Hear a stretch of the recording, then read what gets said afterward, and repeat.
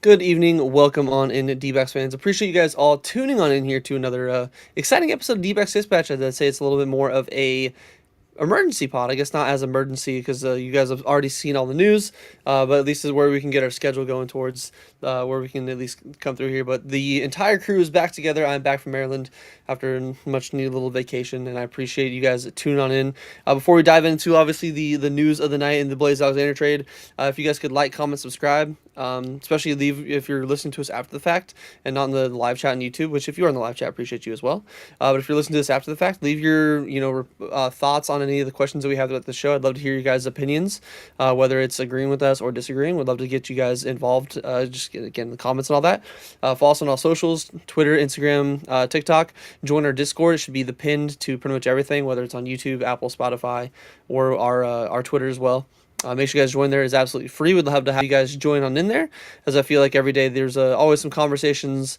So if you want to join the community, we'd love to have you guys join the community. So again, that's in our pinned and in the descriptions everywhere. And then lastly, go over to azsnakepit.com, especially if you want some more in-depth articles on trades like that went down today, or just some other players, maybe the guy that we got in return that we'll dive into on Cade Stroud in a second.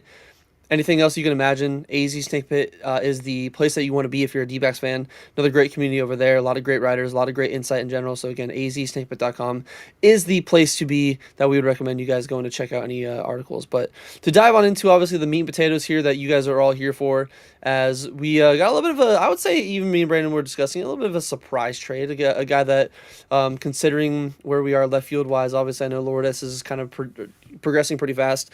Wasn't expecting anybody in the outfield, at least outside of maybe Alec Thomas, to be dealt.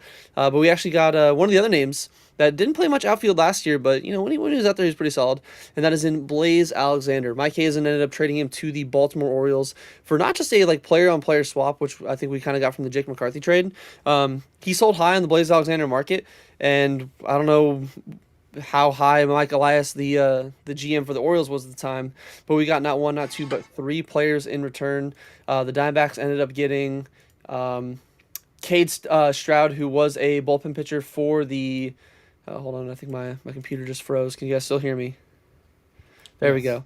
Okay, my computer's lagging a little bit. But yeah, they traded for right-handed pitcher Cade Stroud, who is a bullpen pitcher for the Orioles, who was pretty solid last year. We'll go over his numbers in a minute. Then we also got right-handed pitcher Wellington Aracena, I believe. He was the number 26 prospect in the Orioles system, who is now slotted into our number 25 slot for the D-back system. Pretty solid young stuff. I think he should be. I feel like Hazen's just bolstering the pitching, where we've had a kind of a lack in starting pitching in the minor league system there. So getting some names there, and then also infielder. Says second baseman, but again, anybody, if you can play second base, you can play pretty much any infield. Jose Mejia. So again, three players in return for Blaze Alexander. To kind of look at some of the numbers in general for Alexander in his career, he's only got 1.7 B WAR. He put up that this year alone. So before this year, he was literally a league average player. Again, small sample size in his entire career over the couple seasons he's been here, only 396 ABs. He slashed 237, 322 with a 366 slugging for a 686 OPS and a 95 OPS plus. So literally below average league hitter.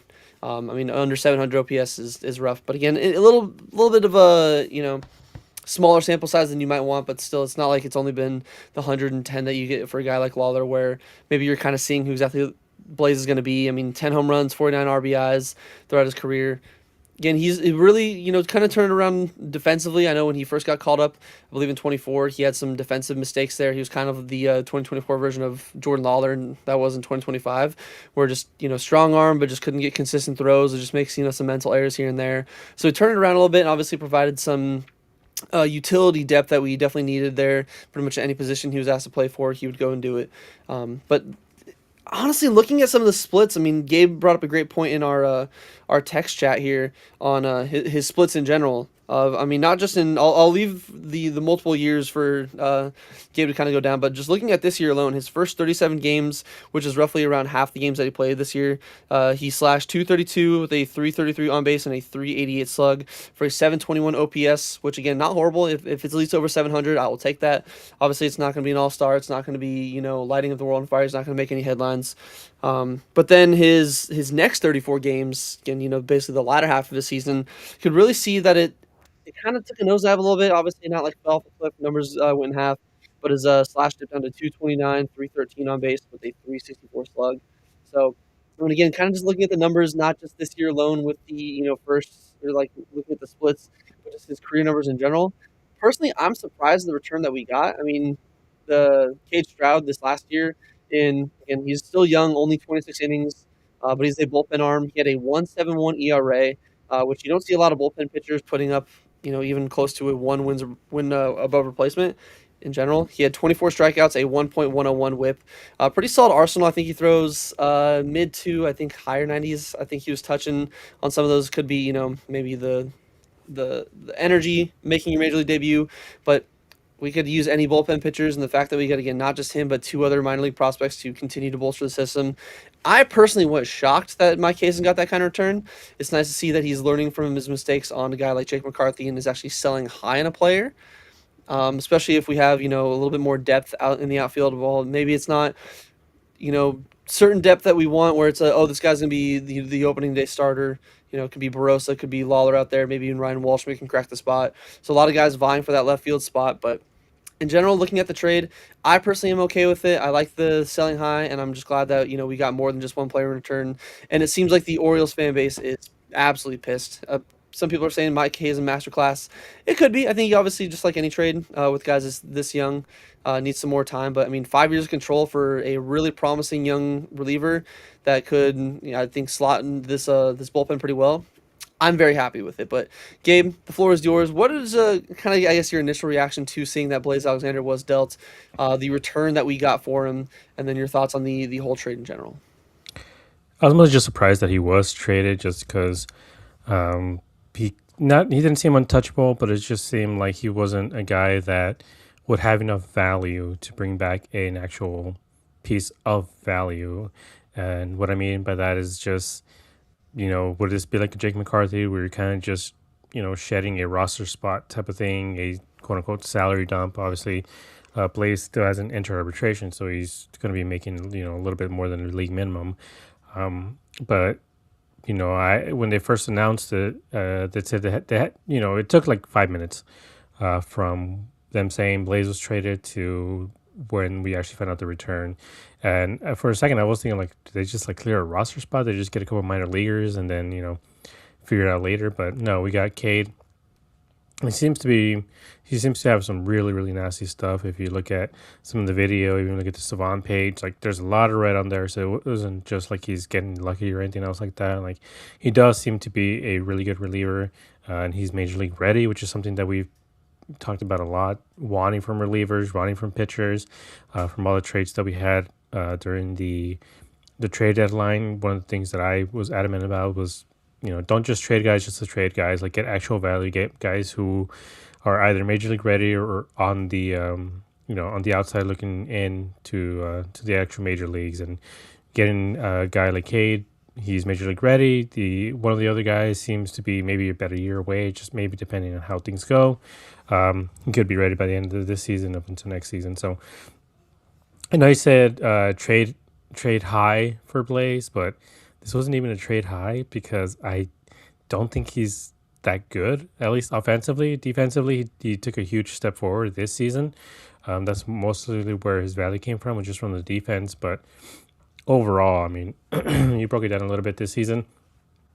But him being, downright bad to mediocre at times, it's something that's been going on for a while. Like I pull up his splits from last season, or 2024, I should say. So in April, he really lit up the baseball world on fire with 63 plate appearances. He batted 315, 413 OPS for a 987 OPS. The next month in May, 40 at bats, 409 OPS.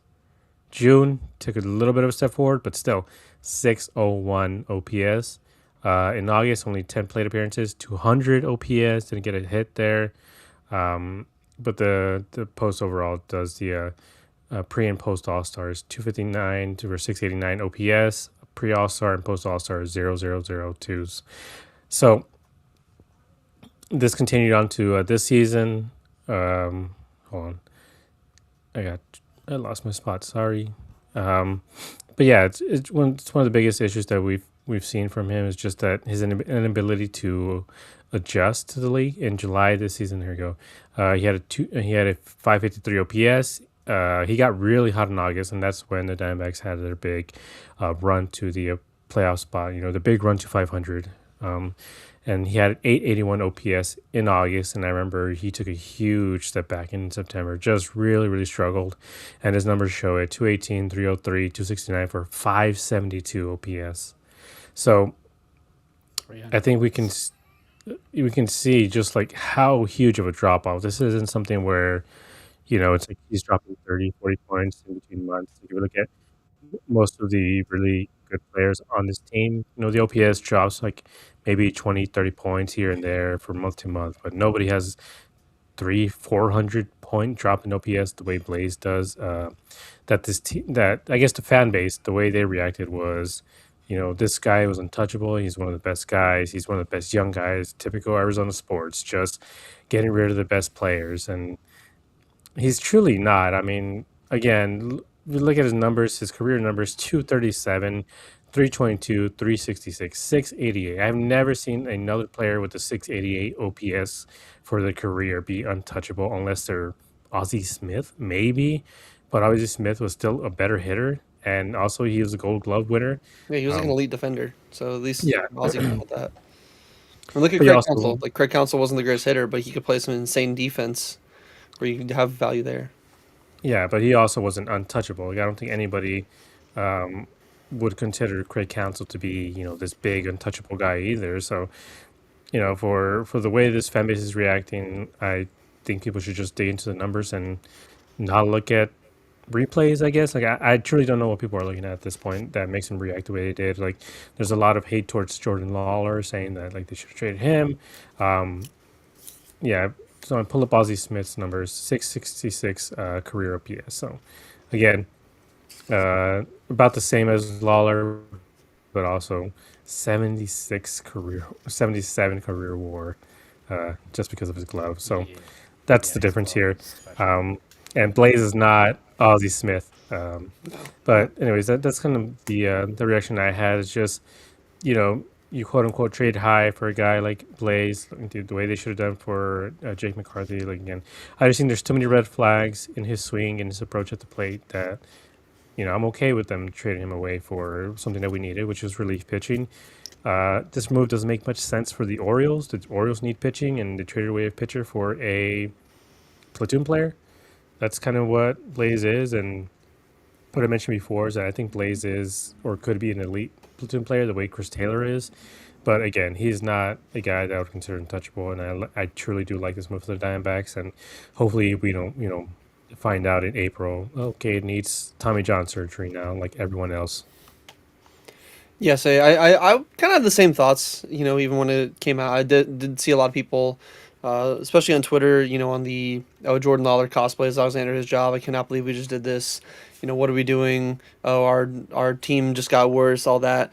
But I will say, even over the last couple hours and all that, looking on Reddit, Twitter, it does seem like there's a lot of people that are looking at this, you know, I would say at least with more rational mindset of, you know what, Blaze was a really fun guy to watch. He had a lot of energy. You know, it was really easy to root for and made a lot of, you know, that's like I said, especially this year, defensively made a big turn. Was just a very fun guy to root for, which I can see from that aspect being like, damn, like it sucks that he's gone. But there were a lot of people that were like, I mean, it sucks he was gone, but it's not like we're, you know, moving one of the big bats in the lineup for nothing. We're getting a area that we desperately needed to address.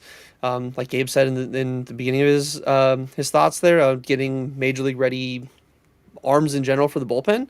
So I think that a lot of people are, you know, kind of coming to the realization, or at least accepting, like, hey, you know, it sucks to see anybody get traded, especially like again, I've got a couple Blaze Alexander cards, even from early on. Like it's a cool name. He's a really nice guy, really nice player. But I think that's overall. I think that it makes the team better, and not just the major league team. Again, that minor league system, which you can never have too much pitching. You can never have too much, just infield or just depth anywhere. So I think that the fact that we got three players in return for him, when even like Gabe said, I don't think the value for him was as high as anybody is expected to get that in return. So I'm okay with it, honestly. I think that we'll look back on this and be like, you know what, maybe it's a win-win trade down the line. Maybe Blaze Alexander really blossoms into being an above replacement level guy. You know, maybe not an all-star caliber player, but a guy that can really be a difference maker in a team here and there. Kind of like how Kevin Newman was for us in 2024, where two Ward had some clutch hits here and there. Maybe that's gonna be Blaze. Who knows? But I'm okay with the trade that we got. Russell Ringrose, what a trade boys agreed. Let us know your thoughts as well, Russell, in the chat. We'd love to hear what your opinion is on just anything in general. And that goes for everybody as well, just like our man Corbin Barrels. Love to see you in here, my friend. OG in here. We live, fellas. We live indeed. Welcome on in. Always a pleasure to have you joining us. Let us know your thoughts on, again, anything we're discussing, because we got a couple more topics, but obviously we wanted to open up with the big one of the day is anytime there's a trade that actually affects like the major league roster, we gotta do our best to come through for an e-pod for y'all. But Brandon, what are your thoughts in general on not just the Blaze Alexander's 10 years of Dimeback, the return that we got for him, and what this kind of means to set up the D-backs going into 2026 now that Mike Hazen has been addressing the bullpen a little bit more through trades, kind of like he alluded to a couple weeks ago. Initially, my thoughts were, "Oh shit, Blake is being traded." I swear, I hope it's for a bullpen arm. That was my initial thought. Like, I'm like, this better be a bullpen arm that can help the team right now. Like Gabe said, it was about 5 minutes later, and we found out, yes, it is. Um, this Kate Stroud is something special. Like he had the like stuff plus. He was the best pitcher for the Baltimore Orioles last year. Like he was really good. My only concern is the walks. 13 walks in 26 and a third innings is a little worrisome, but there's always these guys that there's always going to be some little nitpick thing that they need to work on. So, but his cutter is like I watched some of his highlights from last year. His cutter is pretty special. So I'm really excited to watch him pitch for us. I think he's going to be he based on what I could maybe the eighth inning guy. Like I could really see him being that guy, being a high leverage guy, which is what we needed. We needed some high leverage arms, and then we also got two prospects. This Wellington Air Racina. That one I'm actually really really excited about. I think he has some really good stuff. His fastball is really really good. So I think not only did Hazen help the team now, he got two prospects to impact the farm system. And the other one, Jose Mejia, kid's 20 years old. He plays second base, and like Brett said, if you can play second base, you can probably play a different position. The amount of players we've seen that have been a middle infielder that end up playing somewhere else happens quite a bit. And I browsed the internet, and man, Baltimore fans are not liking this trade, ladies and gentlemen. They do not like this whatsoever. It's wow, they are not happy because, like us, they needed starting pitching help. I mean, they need pitching help. So why would they trade one of their best relievers for a role player, a utility player? Gabe went over in depth, kind of my exact thoughts on Blaze. He would be really, really good for about 30 games and then struggle about 30 games. And I think a lot of fans like to think of the good stuff that they see, like like the one catch he made against the Boston Red Sox. That play was phenomenal. That was such a great play. But one great play does not excuse a month's worth of sub baseball. It just doesn't, in my opinion. I just I always thought Blaze was like a 1 to 1.5 WAR player. And Mike Hazen said that yeah, he was gonna have a role this season, but if you can get someone like a Cade Stroud, and everyone's like, why not trade Lawler? What value does Lawler have? Blaze at least had a little bit of more value than I think any of the other young players that we have.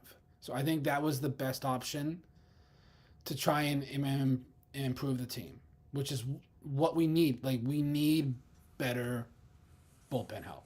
So, really pleased with the moves that Mike Hazen made today.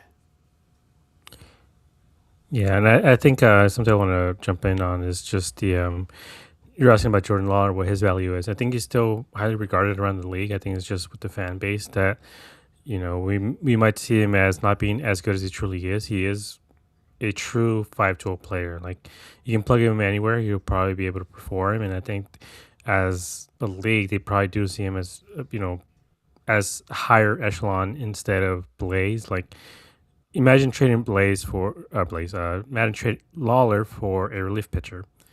Mike Hazen's not going to do that. The rest of the league probably wouldn't be doing that either. Like, Lawler, like I said, for the most part, his pedigree, for the way he's seen throughout the league, like, true, like I said, it's just the fan base that seems to have an issue with him. So is Torrey as well. But for the most part, it seems like the league, holds him in high regard, holds him in a higher regard than Blaze Alexander does. And again, Jordan Lawler's just about 23 years old. Blaze turns 27 a couple months into the season this year. He's not, quote unquote, a young player the way a lot of these other guys are. He's older than Alec. He's older than Corbin. He's older than Gabby. He's older than Perdomo. He's much older than Lawler. So when you're looking at guys who are the future of this team, he's kind of like the way I talk about Jake McCarthy and even like Pavin Smith. They're kind of these guys who are kind of aging out and kind of getting to the point where they're showing you this is who they are. And as of right now, I think maybe Blaze kind of is that. He's probably like a 650 OPS type. Again, there's some value there. But to hold him in such a regard where you're like, don't trade him ever, even though we got a guy who, throws 97, has a disgusting cutter, has 4 pitches, 4 legit pitches as a relief pitcher, and you're saying, why are you trading him? Like, I think for the most part, this will be a win-win. The Orioles got a good player. Like I said, as a bench bat, as guys who's going to be a utility role, I do like him a lot. But as an everyday player, I don't see that happening. And we got a guy who can be in the 7th or be in the 8th inning, and you feel pretty confident so far about his abilities to get outs, especially like important outs, which as of right now, I don't know how many guys we have in that bullpen that you feel confident in. Yes, I gotta get new headphones. I been bugging out, but yeah, I think both of you guys, for at least what I did here, I think you guys are kind of hitting the head on hitting the nail on the head for a lot of the thoughts that we in general have. I feel like as a fan base on it, where it's gonna suck to see him go. But, we really got some great potential, not just in Stroud, but even in the other two. I mean, Stroud is one of the, I think there was a tweet from, I'm trying to remember who it was, but basically the entire Orioles team last year. I know their pitching was a little bit suspect. They didn't have the best success there in general. I feel like out of the entire Orioles team, he had like the best, I think cutter, the best sweeper. So I know we don't got, Strom here to work the magic anymore. But as long as we can keep his UCL intact and not blowing up, I think that'll be a big factor in making sure that we can get the best out of these guys going forward, and knowing that maybe we found something here. Maybe it's not the bridge closer or the closer in general, but I mean, Could I it don't be the think bridge closer? no close exactly, and no closer in general has ever started. Like, nobody's been ever brought up unless it's like a guy like Martinez, where it's like, oh, this guy. I mean, even Martinez didn't even get the closer role. There's never been a guy that's brought up and it's like, oh, hey, you're the closer instantly. Like, nobody makes their major league debut as a closer. It's one of those positions like management. You got to start somewhere, and then you got to work your way up into that role. So I think that there's definitely some potential for him to do that. I mean, especially with the way the Dbacks organization, or at least the Dbacks bullpen, has been in the Mike Hazen era.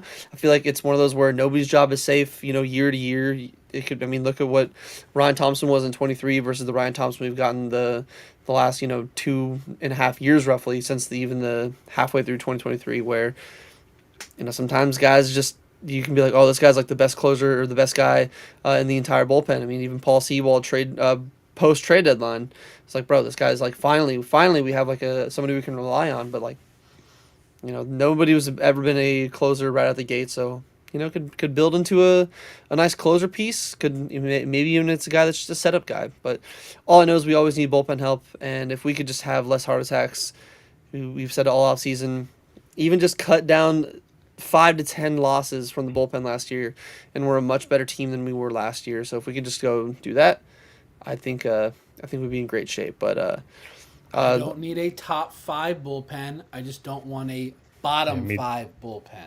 As long as we had a mediocre bullpen the last couple of seasons, I think we could have won like 90 games. But I want to touch on something Red Sox Nation brings up here. They say, I've been listening to with Corbin Barrels, and I just want to touch on something you previously said. Blaze's age, that's crazy considering how many people wanted Goldie back. I think you're right, but also these are different situations where Blaze didn't have an everyday starting role. His position is either shortstop or third base primarily.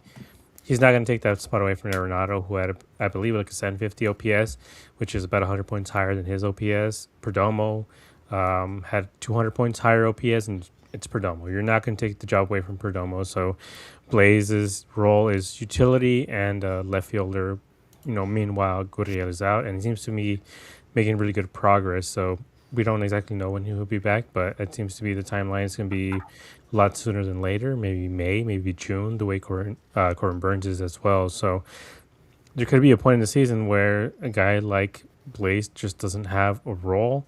But Goldie also had, I believe, like a 750 or 780 OPS, which is higher than Blaze's in more at-bats this season. So he was overall a better offensive player than Blaze is. And again, when you're that young, you're 27, but also too old to be considered a prospect or a guy who's in development. Like I said, this is who he is. Goldie, showed that he has the ability to adjust, be a 270 hitter, be a 750 OPS type of guy, and be an everyday player as well. So, like I said, this is a different type of player, also a different position. Goldie would have, you would hope so, that he would have a clear opening to that first base position. And Blaze just truly didn't have a clear position. He's a utility guy. Goldie would not be a utility guy.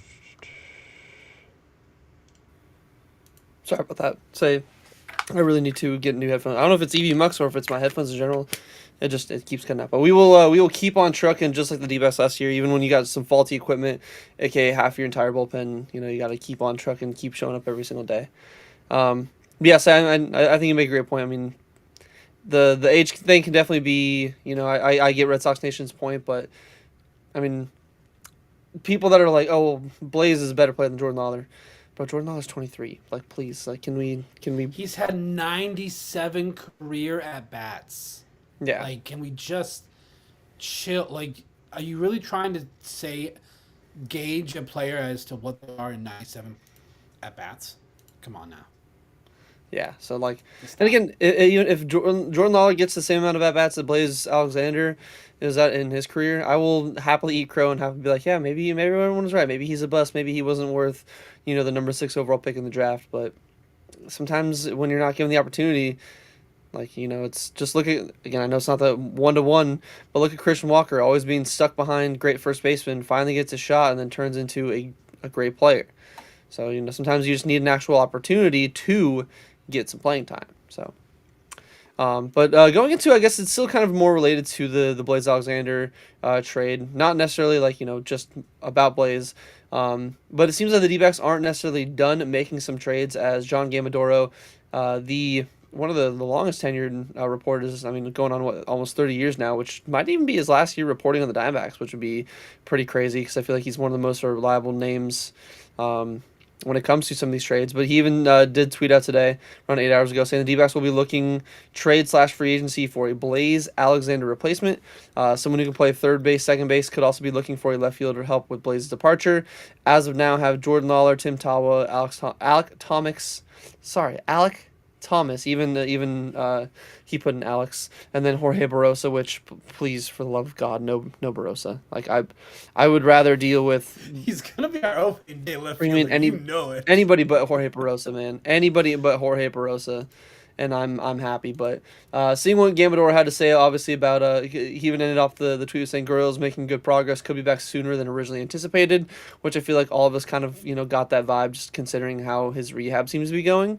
Um, Seeing that he's saying that they are going to be looking for maybe another third base, second baseman, basically filling in Blaze's spot, who could be, I guess, not Brendan Donovan style, but utility enough to where, hey, you need to get a day in the infield, maybe you need to get a day anywhere in left field or even other outfield spots.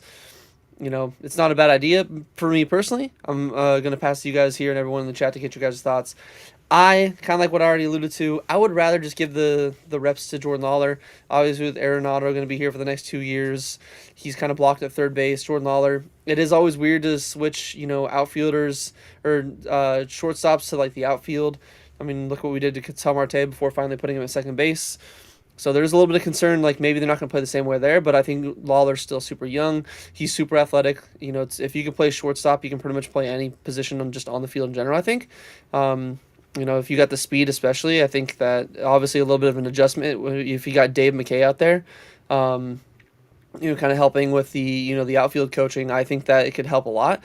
And if it leads to playing time for Lawler, it's cheap. We don't have to spend any trade capital. We don't have to worry about spending any more money. That maybe if we want to bring back Zach Gallen, which there's been some more potential things leaning towards a reunion with him. I'd rather have the money be tied up and going to a guy like him. I mean, if we're giving out $2 million to Carlos Santana and saying, we're good on our first base / DH position, then it's like, whatever money we do have remaining, which I'm not even sure it's more than, 2 nickels to spend on anybody else.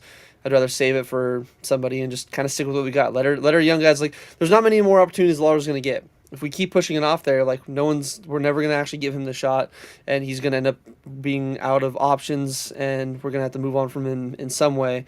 And I feel like that could really, blow up in our face pretty badly, but we're just blog boys. But Gabe, what are your thoughts on Gambador's tweet about the D-backs addressing a Blaze replacement and the current in-house options? Would you like them to go the trade route / free agency like he kind of alluded to, or would you prefer them to kind of like on the same page as me, just stick with what we got in-house and let it rock, let somebody actually earn their spot? Yeah, I think they should just give the runway to Jordan Lawler because he truly hasn't gotten any single runway his whole time up. He hasn't gotten more than, like, I believe 6 or 7 at bats. Sorry, gotta do that. I work with kids. He hasn't gotten more than that many at bats in a row. Like, he gets subbed out halfway through the game, or he gets brought in halfway through the game, or he starts one game, he doesn't start the next one.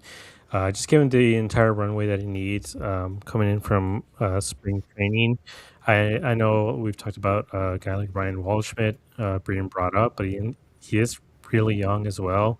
You maybe don't want to start his clock right away. Maybe just want to see what he has, unless Waldy just goes off and bets like 400 in spring training or something like that. Then I think at that point you have a conversation. But as of right now, I think you should just keep Jordan Lawler in left field. Give him about, I believe it should be about 60 games or so until Gael Gurriel comes back, especially if you put him on a 60-day IL. That's more or less where you might see him be. So give him about 56 games in left field. Try to play him every day. Once Gurriel comes back, again, Gurriel is not going to be playing every single day in left field, especially with that injury. He's probably going to be DHing a lot of the time. So be switching him from that to second base. Again, we don't have an actual DH. Our DH as of right now is ADC, who didn't do great last season, but he also didn't have a stint in the minor leagues to rehab either. So maybe it'll be a lot better this season, but he's a lefty. Jordan Lawler's a righty, so again, you can platoon him. But I just think they should look into giving him about 120 games at the major league level, see what they have, see if he truly is deserving of a spot on this major league team, and stop taking him around, stop giving him 5-6 at bats a week and then being like, oh no, well, he just isn't performing. Like, well, yeah, I mean, how is he supposed to perform? He's a rookie. You can give 5 or 6 at bats to a veteran and they'll perform. Like a guy like Evan Longoria, you give him 5 or 6 at bats, he's a veteran. He knows what to do. He knows how to take care of his body the way a guy like Jordan Lawler just doesn't. so that way he's able to stay on the major league roster. Again, I do think Jordan Lawler is a 5-tool player. He is a star in the making, and again, like Brett was saying, I'll eat crow if he isn't, but I do think Jordan Lawler and Drew Jones both are the future of this team. I love Alec Thomas, but at some point, Alec Thomas is going to have to move to one of those corner positions because from all the scouting reports, from everything that's been said about a guy like Drew Jones, he's ready for the major leagues now, at least defensively. He was ready for major leagues coming out of high school. At least defensively. The next thing is just his bat. Once he adjusted, he had about a 900 OPS and about 30 or so at bats. He needs to, finish cooking. But Jordan Lawler's here. He's ready. They need to give him as many at bats as possible. And I don't think they should look for a trade in this regard. Some of the people in the comments, Corbin Barrels talking about Vargas. Vargas is still on this team. He is the guy who can play literally anywhere you put him. He can, be competitive wherever you put him as well. He's not a guy who's going to be striking out a lot. He takes a lot of walks. He gets on base. So you put him on first, second, even shortstop and third, or even the outfield positions. Vargas can perform there. Again, not in a high sample size. You're not going to give Vargas 100 games. But again, as the team is, just keep it that way. See who performs in spring training, and then see if Jordan Lawler is able to perform in spring training. And then, he got a lot of work in center field in the Winter League. So left field is not as hard as center field. So I do think they should look more towards internal options and then move on from there. Yeah, I feel like the internal options is a cheaper option, and you gotta kind of let these guys, let them to the wolves at some point, and let them actually earn their stripes and all that fun stuff. But I think you and I can sing the praises of Jordan Lawler as much as possible, and how we shouldn't give up on him. But again, at the end of the day, it is kind of up on him to actually. It is definitely up to him to earn that spot. But hey, if he can have a spring like he did last year, hit almost 300. I'd be okay with giving him a shot. I think he's athletic enough to fill in that spot, and I think that it's again, if he can even hit better than Blaze, then we're not really losing any production. Like I don't really see the harm in kind of keeping with there, or even like Red Sox and Corbin, like you brought up there. If we have Vargas can easily fill in that spot. He's cheap too. He's not going to cost a lot. He's literally the greatest Reno ace to ever exist. So might as well bring him back. You did pretty solid last year. I definitely got to the point where I was like, yeah, I don't mind when Vargas is up there. It feels like sometimes he gets some pretty clutch hits, but at the same time, that was a lineup when we had Jose Herrera, so literally anybody but Jose Herrera. I was okay to see hit, but Brandon, passing on to you, what are your thoughts on Gamadoro saying that they might still address a Blaze replacement, whether it's a trade, or do you think that it's better to go the in-house options, kind of like Gabe and I are thinking that they kind of should lean towards? I need to see what Jordan Lawler is, and I personally don't like to gauge a player until 300 at bats at least. So yeah, give him 60 days. Let him play every day there in left field, or maybe have him platoon in center with Thomas. I just think it depends on how he does in spring. They need to have him play center or left all spring training. I don't want to see him play in the infield. We've seen he struggles at third base. He's not playing shortstop, so there's no reason to have him play at shortstop. Second base, I think that throw is easier for him, but I think Lawler needs to be the guy in left field. Who else are you gonna play out there? The only other thing is if they find like someone really, really cheap, like a Carlos Santana cheap deal to play left field, or they go with another internal option, Jorge Barrosa, which I don't like. Barrosa is a great defender. He can't hit his weight, and his weight is very, very low. So, I don't feel I don't feel great about Barrosa, but I personally need to see Lawler be given a true chance, and regardless of what fans on the internet saying how he has been given a chance, he hasn't. He has not been given a chance. Like, how is young players supposed to adjust to Major League pitching when they play every other day or only play twice a week? Like there is no excuse this upcoming year as to why they can't have him play. There there is no like who are you gonna put in left field? Like it's not gonna be Vargas because I just looked. Vargas has played 6 games his entire career in left field. He is not an outfielder. He is a infielder. He does really well in the infield. He's a non-roster invitee, so he's gonna most likely make the opening day roster because he's gonna be this super utility guy now that we traded away to Blaze. I think that's what his role is gonna be.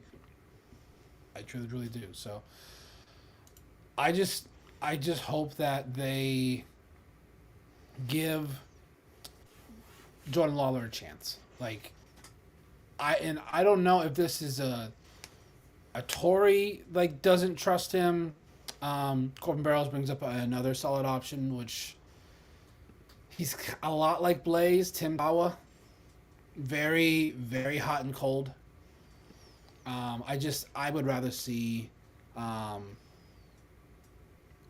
uh, Jordan Lawler be given a true chance, which they really have not given him Yeah. any opportunity to succeed. Yeah, he also has one more option left. So, his ascension in minor leagues, that's kind of it. They either have to keep him up on a major league roster or they have to trade him. Some of these guys like Tawa, Vargas, just because he's on a minor league deal, like they don't have to keep him on the team necessarily. But Tawa, they can move up and down. There's some other guys on this team that they can move up and down. But Jordan Lawler at this point, it's like they got to keep on a major league roster, or that's kind of it. They either got to move on from him or they keep him in minor leagues indefinitely. Yes, so definitely a multitude of options they really can go. There's a lot of cards in Hazen's hands, whether he wants to go one route or the other. I don't think any of us will know until even spring training, and who knows? I mean, somebody could even go off in spring training. We saw it last year with who was it? When we kept Garrett Hampson on the roster instead of Ildemar Vargas, even though, which again, Garrett Hampson did hit really solid in spring training, so it's not like he didn't put up a good case for it. But I feel like overall, Vargas had the better numbers, and we saw they cut Garrett Hampson, a couple weeks, if not a month or two into the season because of just how poor he played. Vargas came up and in the limited time he had, whatever position he was asked to play, whatever spot in the order he was asked to hit really well. So could have another shot like that, but I do think that a lot of us are in on the again, like Gabe and I said, if he's not a good, if this guy right here is not a good player, if he is terrible, I just have a lot of Jordan Lawler cards. So partially I needed him to do good because of that. But if he is horrible and he's genuinely not a major league ready player, all Bull Crow will move on. But I don't think it's enough sample size to really think and really say that he is he's not a good player, not ready to handle the MLB spotlight. But somebody I guess moving on to our next topic here, as somebody who I feel like did handle the MLB spotlight pretty well. And this will be one that I think everyone can be kind of split on, as a longtime Dimeback officially announced his retirement. David Peralta, the freight train, choo-choo. The freight train, the officially came to the end of their tracks.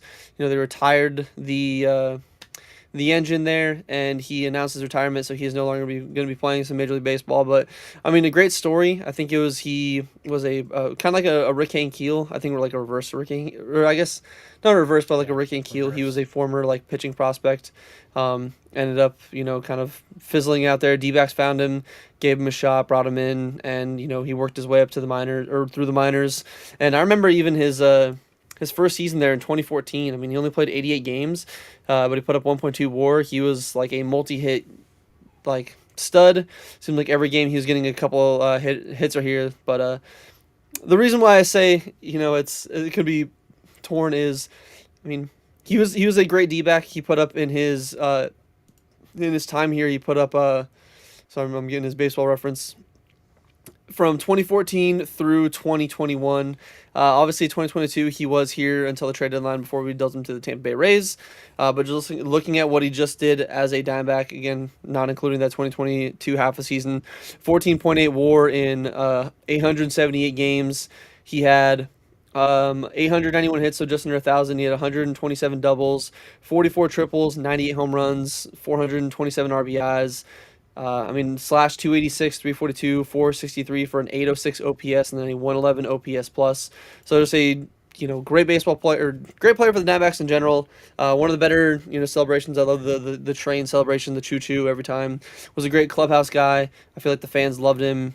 I don't think there was a single person, at least at the time, that had anything bad to say about David Peralta. And even when he was traded, we're like, damn, like dude, it sucks to see Peralta go to the Rays, but you know at least sometimes at the trade deadline when your team is playing like absolute dog ass, sometimes you got to get what you can for players, and that's the unfortunate situation they were in. But leading into the reason why a lot of people are kind of split on him, obviously I know Red Sox Nation and Corbin Barrels in our chat here definitely on the side of booing David Peralta, is we all know he did become a Dodger in 2023. And I think it's not just being a Dodger. I mean, Gonzo was a Dodger, Orlando Hudson was a Dodger, Steve Finley was a Dodger, Dan Herron was a Dodger. I feel like, I mean, there was even a tweet. I'm trying to remember. I don't know if it's D-back stats and info. Yeah. But they even put those 4 players, and they're like, well, players don't hate these guys. Like everybody loves Gonzo. They accept he's a Dodger. Cool. Like baseball's a business and all that. The reason why a lot of people really don't like Peralta is just because of his comments he made in 2023 before the Game 3 of the NLDS here in Arizona, obviously when the D-backs swept the Dodgers. But there's a quote I got here saying that Peralta jovially remarked, "Every time the Dodgers would come in there to play against us, it was blue. We got excited because the stadium was packed, but it was all Dodger fans," which, again, that's truth. There's no, shit talking like basically like AJ Pollock did there. That's just all truth. But then he went on to say that we're going to feel, he said, like we're going to play at home in reference to the Game 3 of the NLDS. So, again, I know some of his comments, again, I definitely, at the time I was like, bro, fuck you. Like, you don't have to say any of this. You had a great career here. You don't got to try to bring up, I know you guys are down 0-2. I know you're trying to, spark up the energy and all that stuff. But it rubbed me the wrong way at the time, but that was the worst that he said. It wasn't like, again, AJ Pollock kind of trashed just the fans and the city in general. Where again, what Peralta said to me personally wasn't anything outside of the actual truth. Like we all know it. We all know it. The stadium is taken over by Dodger fans when they come here. It's always it's Dodger or it's a Poop Ravine East. Sorry, I'm never calling it the real name. It's Poop Ravine East. And they're always going to be packed with blue. So like, it's not like he said anything wrong. Again, I get it. It sucks, but he's not the only D-back that's put on a Dodger uniform after leaving the desert. He's probably not going to be the last. I feel like everyone's going to be a Dodger at this point. But in regards to Peralta finally calling it a quits, my question to you gentlemen in the chat, or you gentlemen, and then everybody else in the chat. Obviously, I know some of you guys are chiming in. Let us know your thoughts there, or if you're listening to us after the fact on social media, in the YouTube comments, in the Discord, all that. Is the freight train still loved and or respected in your eyes? Obviously, for what he did as a Diamondback, I feel like just a very fun player. Or did his comments as a Dodger in 2023 kind of burn that bridge for you to where whether you're on the full-on boo David Peralta or you're just I don't like him anymore, I really don't care. What are your thoughts on the freight train, his 10 years of D-back, what he did afterwards, and just overall him officially announcing his retirement from Major League Baseball? So just quickly, Corbin Barrels is asking about the is Zach Gallen coming back? So we'll get your thoughts, Brett. We talked about him last episode about it. So just quickly afterwards, we talk about David Peralta. If you want to give your thoughts on Zach Gallen, if he's coming back, and what you think about that. But in concern of David Peralta, to quote my favorite show, Mad Men, I don't think about you at all.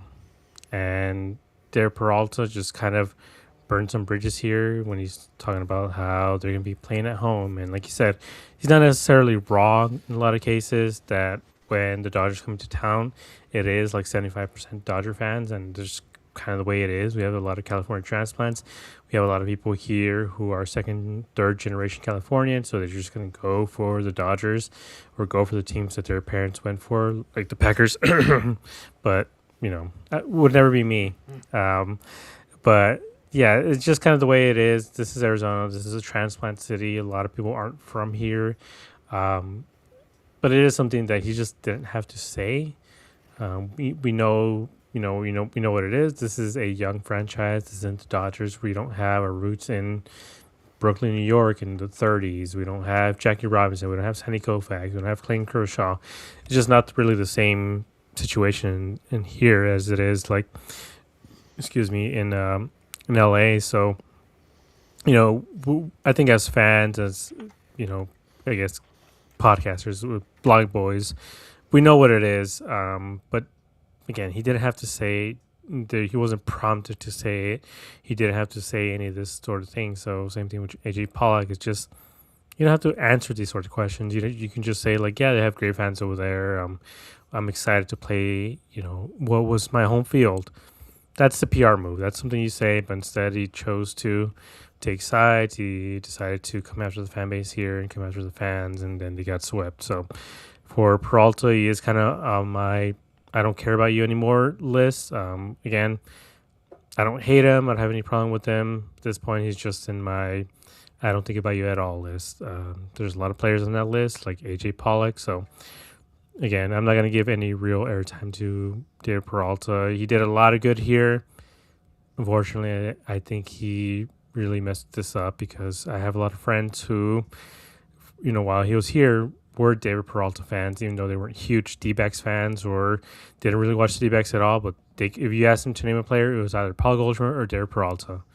If they were Hispanic, it was Peralta. If they were, white, it was Goldie. So he was a guy who was beloved here, and I think he really burned a lot of bridges. And it is what it is.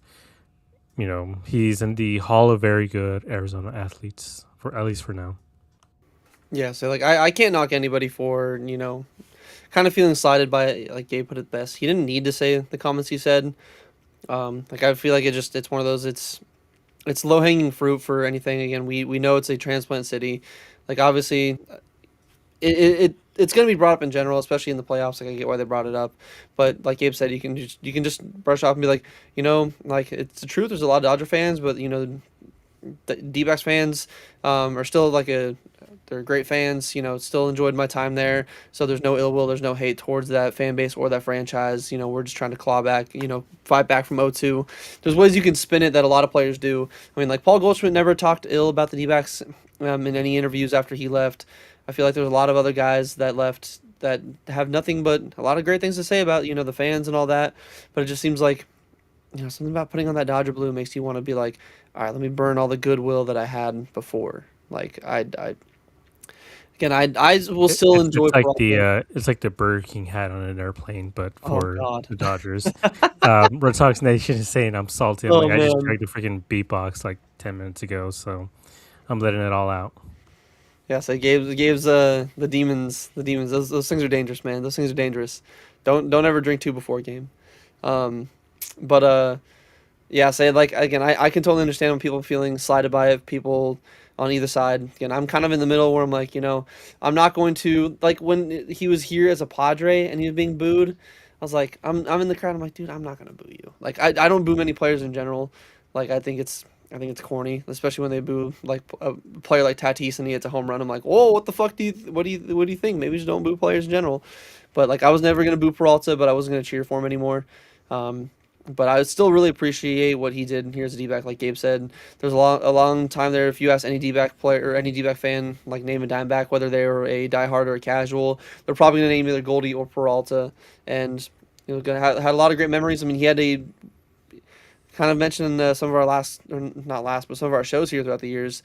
The D-backs have never had like a outfielder with a good arm. I know there's Gerardo Parra, and then Peralta, wasn't the strongest arm, but he won a couple Gold Gloves out there. He was pretty smooth. Like I won't ever hate Peralta. Dave McKay.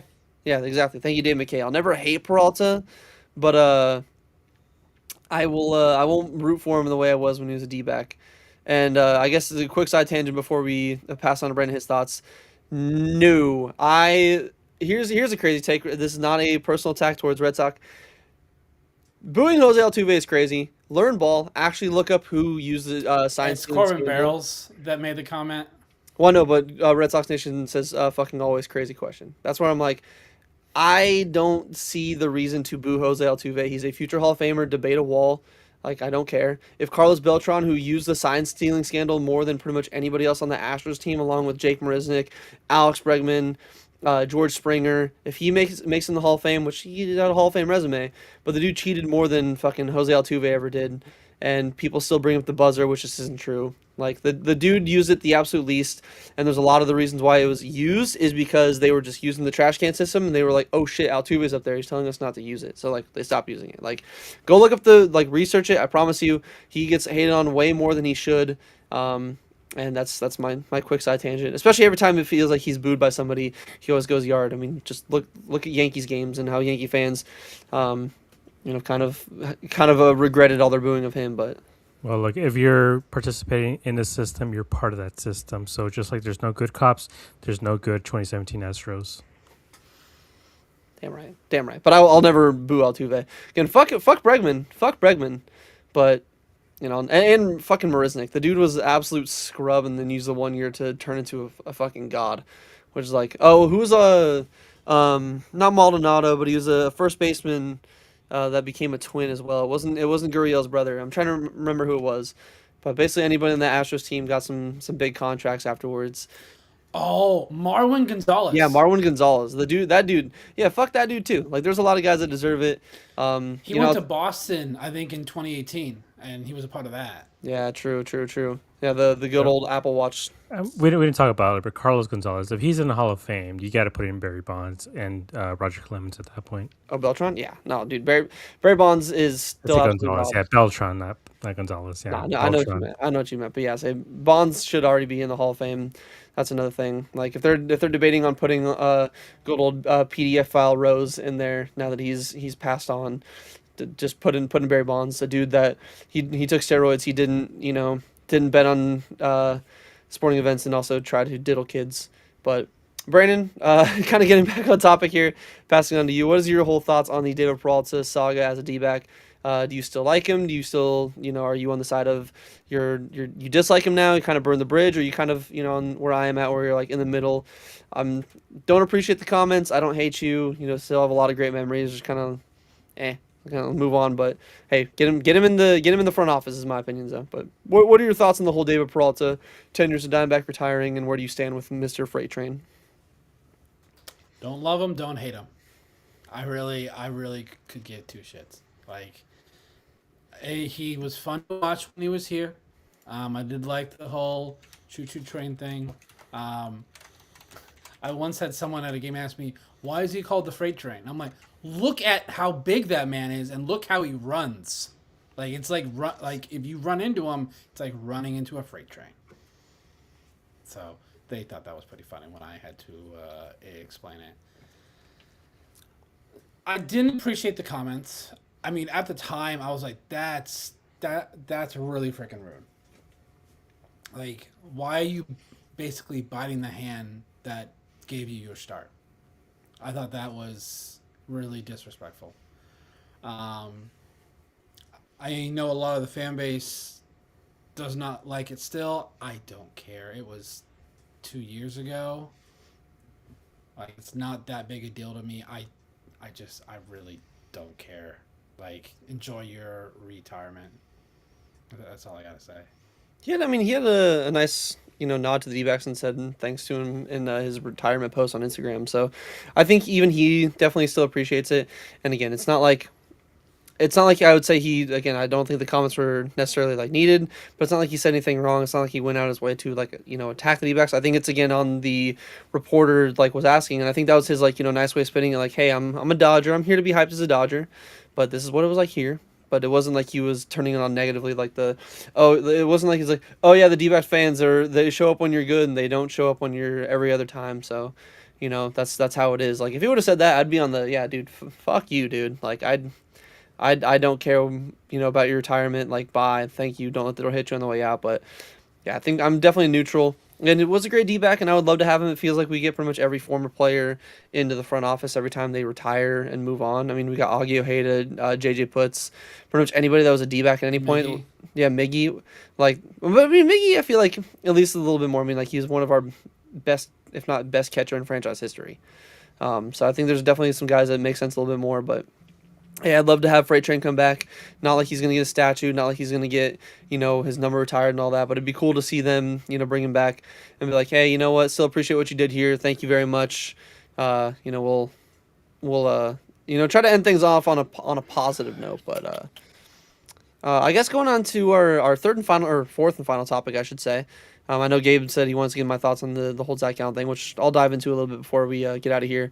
Um, but a big thing coming up, obviously, we know spring training and opening day. We're less than 60 days from opening day. Spring training is literally around the corner. Should be the end of the month. A lot of it starting. But another big thing that kind of like the Olympics doesn't happen every single year. You get a little bit of a break in between. We are getting the return of the World Baseball Classic, and boy, oh boy, are the roster's stacked for a couple different countries. Obviously, you got Japan. Obviously, you got the DR, which there's a couple players not being able to play because of some stupid reasons. But looking at the Team USA roster, it's looking pretty spicy. Looking pretty spicy. So just going kind of through here some of the notable names. Obviously, for the pitchers, you got David Bednar, Griffin Jacks. Clayton Kershaw, which brother, put the fries in the bag, hang it up. You should not be getting any meaningful innings out there. But I mean, Mason Miller, Joe Ryan, Skeen, Scooble, Logan Webb. That's there's not fair, by the way. that's Gates and Scooble on the same staff. good luck. Whoever is playing for Team Israel or Team whatever country that does not have the star power like in loaded names in MLB. Good luck having to go back to back days facing Skeens and Scooble because it's not going to be a fun time. But then I mean the roster continues. You have two of the best catchers in the entire sport, Cal Raleigh and Will Smith. That's insane. That's probably what top. I personally think Will Smith is the best catcher. If Raleigh can do what he did last year, again this next year, I'd put Cal Raleigh number one. But Will Smith has been doing a little bit longer, has been more consistent, so I'd put him at like number one. But you got like two of the best in the sport easily, and then going into the infielders, you got Alex Bregman. Sorry, I feel like the trash can just kind of went off on there. Ernie Clements, who had an insane, kind of second half in postseason. Our boy Paul Goldschmidt is out there wearing number 43, which I don't really like.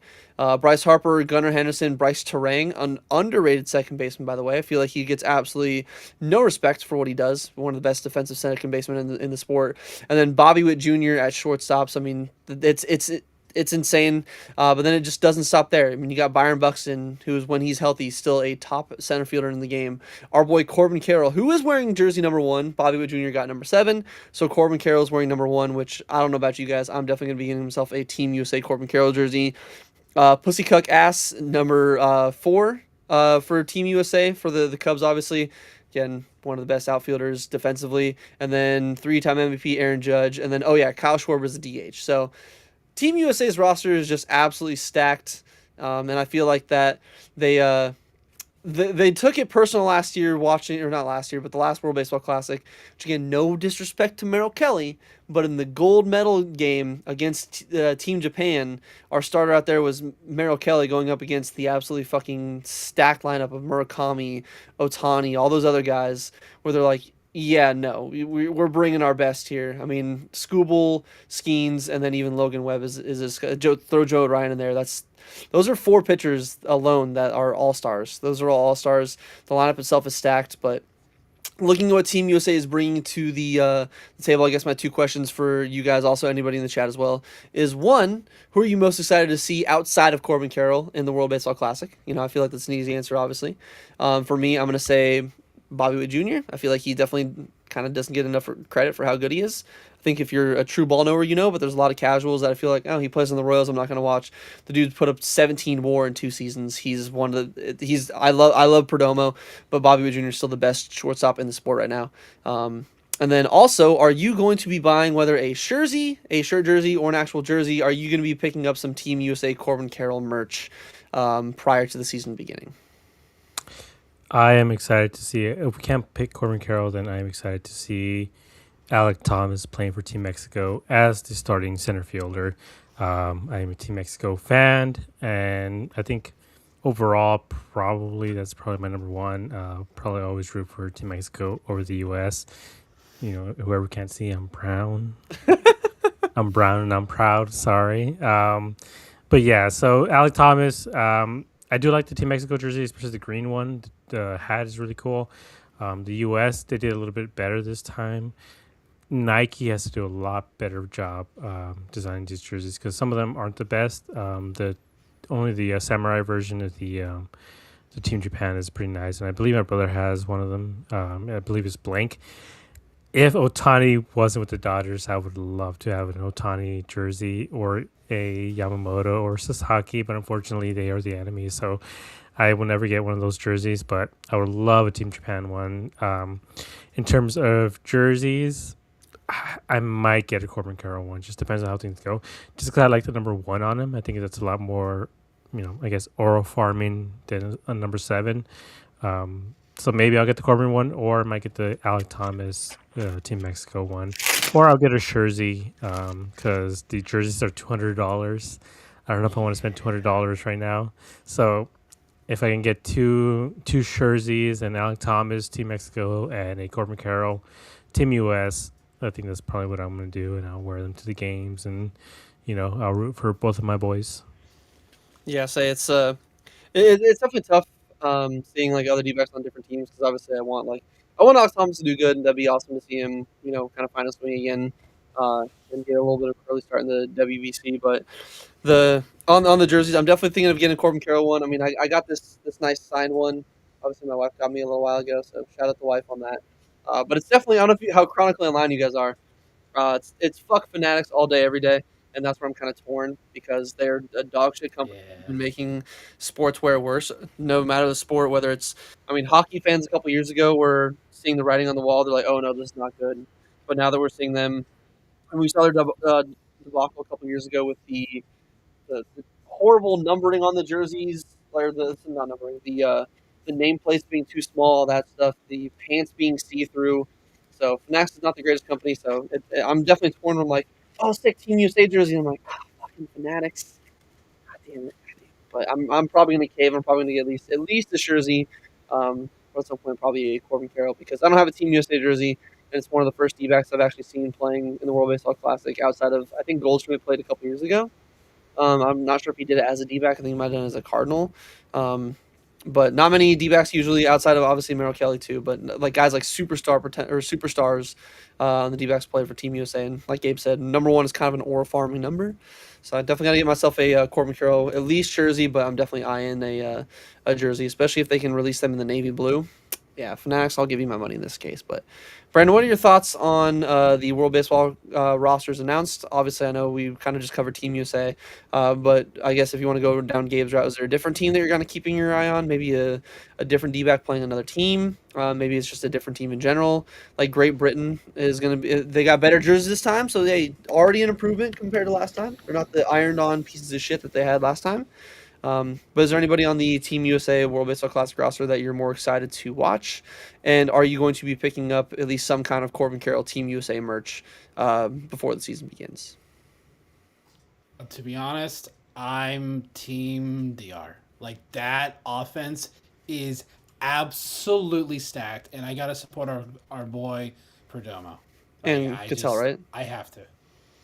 Well, duh, because Yeah. but I'm just talking about a player that not a lot of people appreciate, like know how good he is, and this is going to be a really good platform for people to see how good Geraldo Perdomo is. Like this is the DR's roster. So you got Vladdy at first, Marte, Perdomo, Machado, Soto, J Rod, Tatis, and you got Junior Caminero at DH.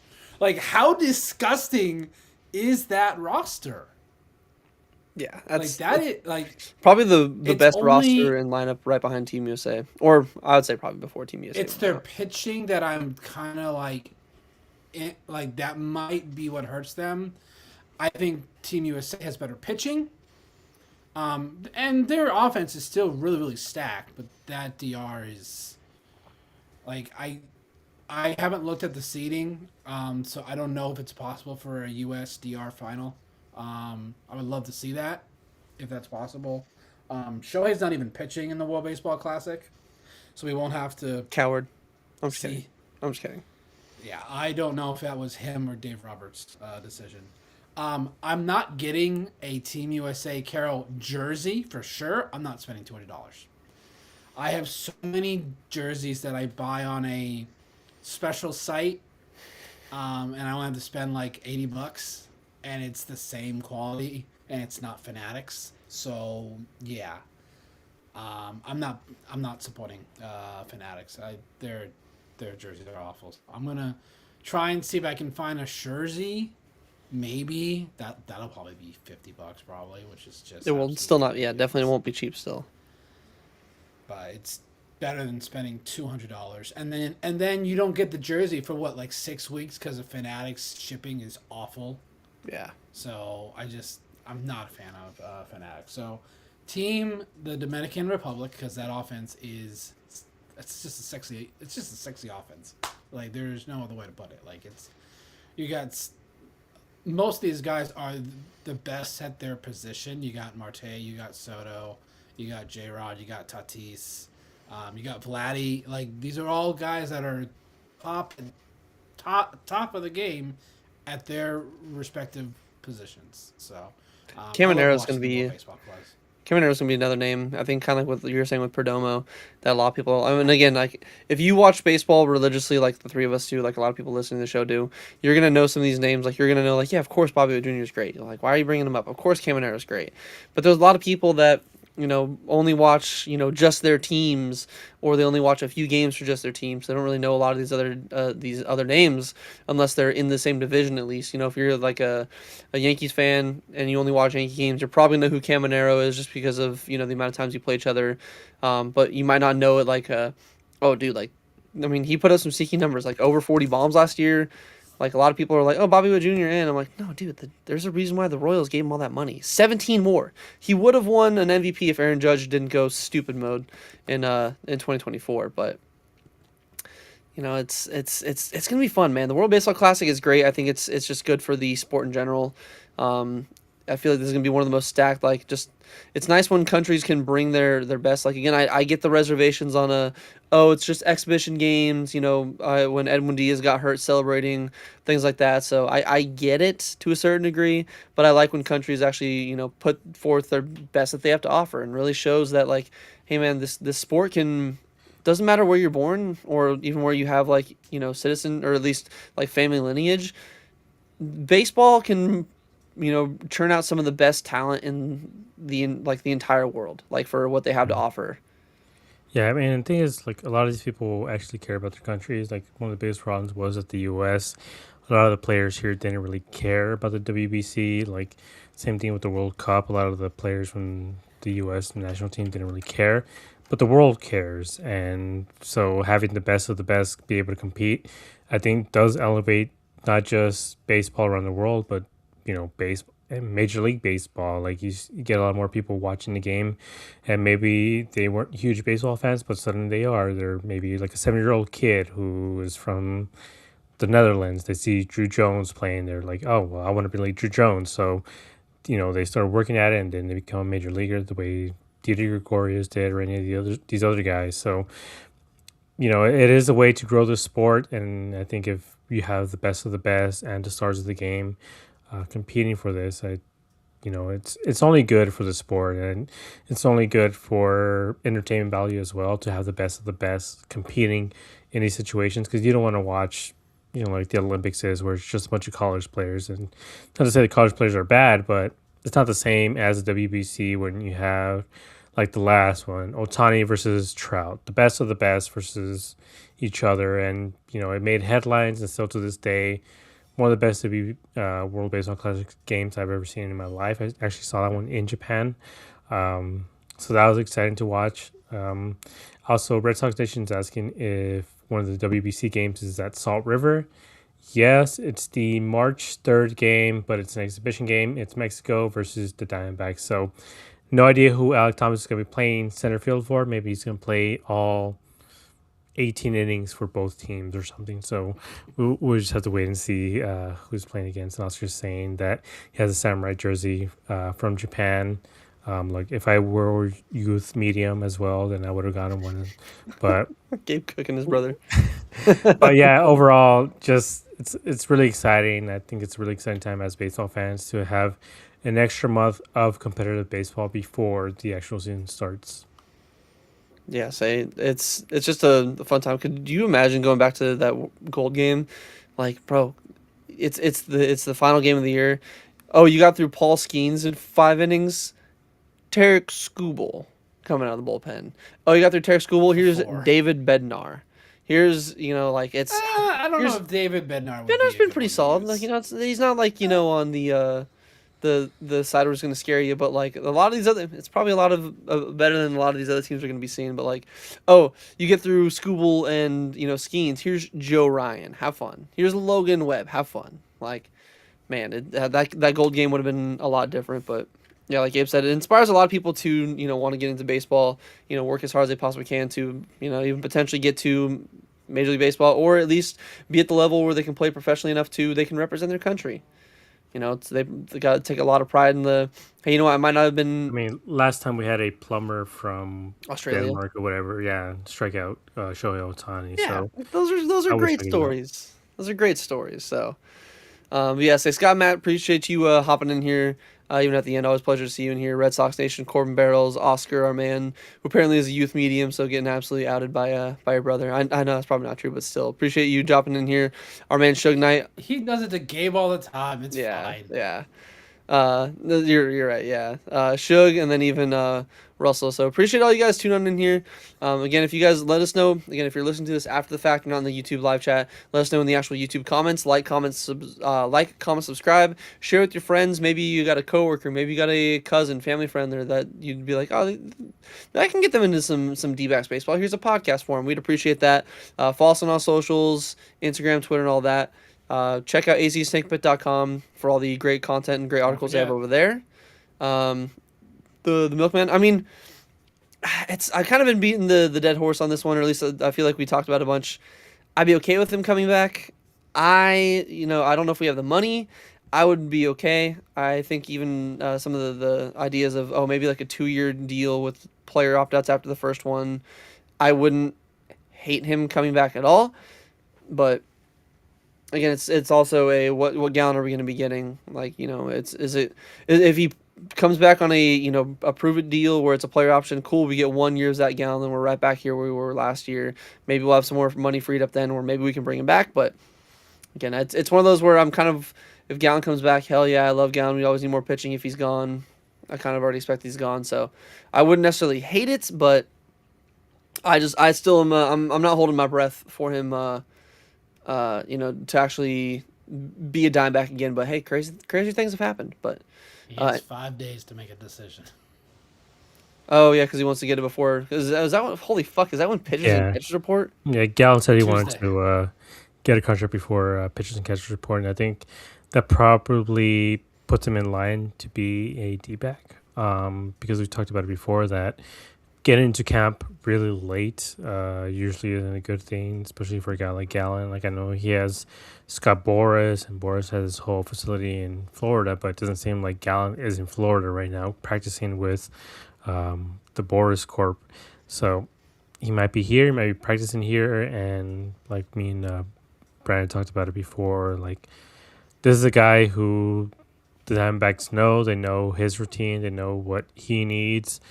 A lot of teams don't, so I can see them this sort of being a Jordan Montgomery deal where it's 20 million, 22, 23 million per season with a player opt-out. If Gallon goes out there and shoves this season, like he could be a guy that leaves maybe next season, which is fine. Like we are still getting some money off of the books, but we also have Erod for next season, so we truly don't know. I think this situation is so incredibly fluid because Zach Gallen doesn't have a number you can point to and be like, all right, this is the starting point. There is no starting point with Gallen. For him, for the most part, we talked about his numbers before, like 3.3 ERA in the second half of the season. But if you look at some of the expected stats, it's slightly higher. He didn't strike out as many guys as he has in other points. So it's something that I think he's going to really have to analyze for himself. A lot of pitchers have bigger egos, and I'm not saying that's bad, but that's just kind of the way it is. Like, as a pitcher, you kind of do have to have a bit of an ego. You have to think to yourself every single time you pitch, I'm going to strike this guy out. Like, we've seen Max Scherzer, the way he talks to himself on the mound, or the way Randy Johnson would talk to himself on the mound. Like, these guys have to pump themselves up to be able to say, this, I'm going to destroy this guy every single time out. So maybe Zach Gallen has to humble himself a little bit and realize that he isn't what he was before. And maybe the Diamondbacks could get him at a bit of a discount, which maybe some deferred money. I believe I have a question here from Wish had a kitty.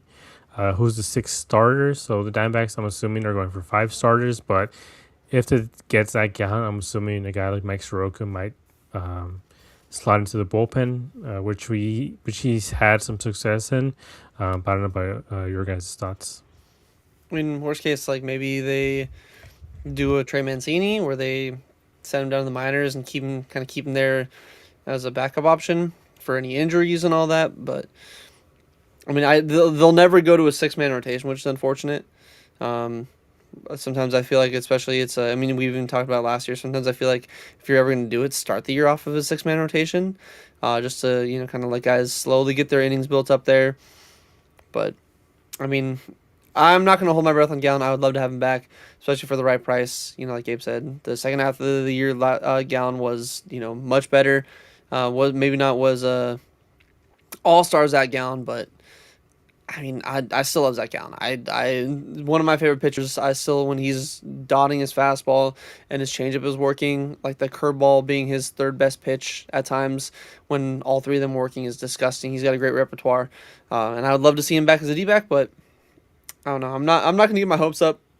I'd rather be surprised and be happy than have expectations and hopes and then just be let down when he signs for a fucking 2-year deal with the Dodgers. Like, they don't even need pitchers, but they'll find a way to make him work. But yeah, so I mean, who knows? Yeah, maybe 5 days. Maybe we'll get some EPOD action in before pitchers and catchers officially report, and we'll see. Maybe is that going?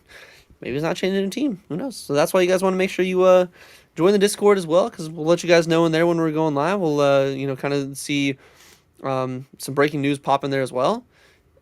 And follow us on everything, socials, Twitter, Instagram, TikTok. Hit that notification bell on YouTube so you see whenever we're going live as well. So it lets you know, hey, Dbacks Dispatch is live. So, I mean, usually we'll go like Sundays, but when you get a trade like today with Blaze Alexander, figured might as well hit that live button and get you guys our thoughts in here. So, any other final thoughts that you guys have on the topics we had today, whether it's Blaze, whether it's Peralta, World Baseball Classic, or anything else you wanted to touch on really quick before we get out of here?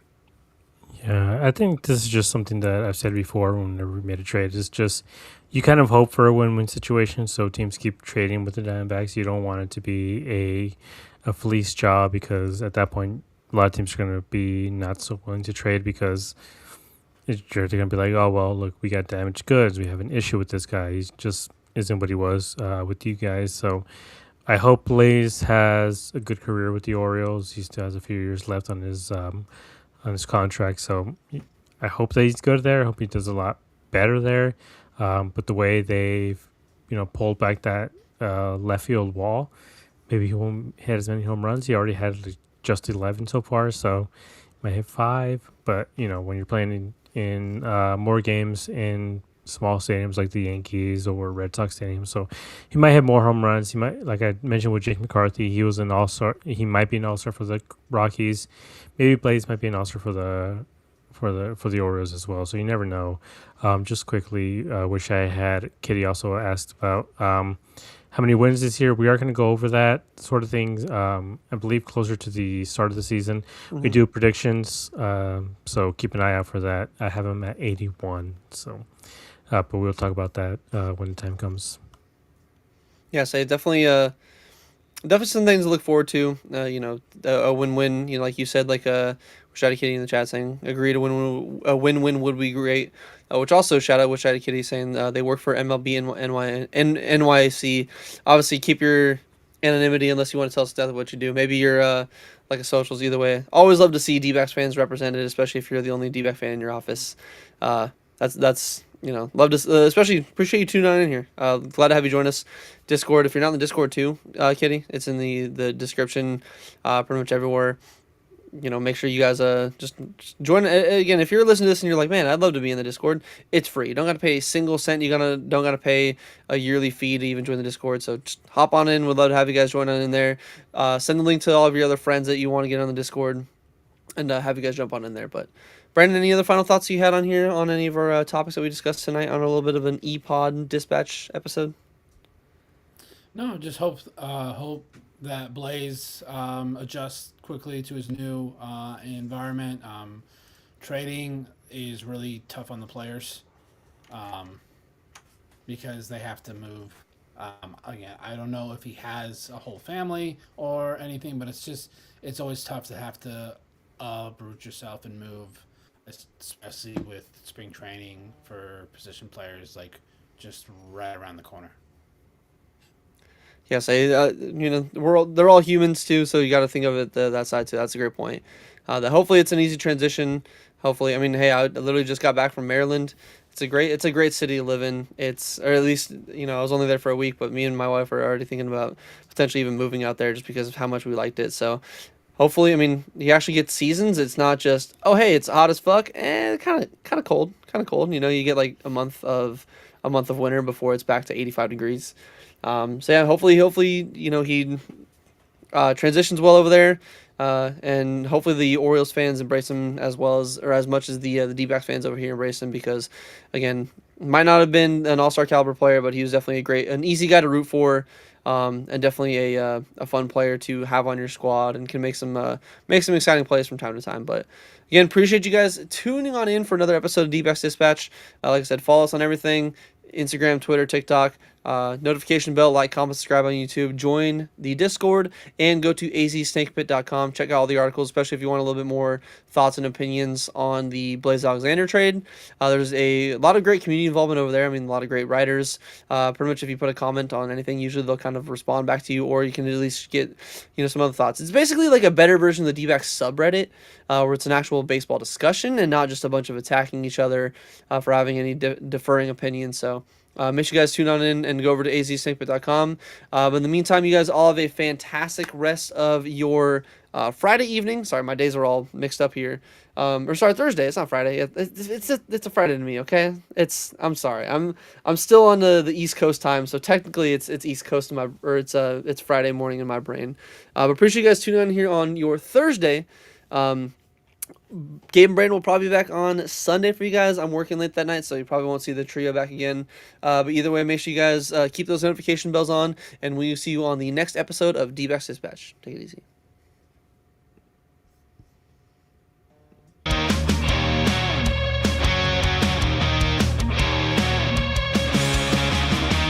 Under the lights, the game goes down. Desert heat, but we own this town.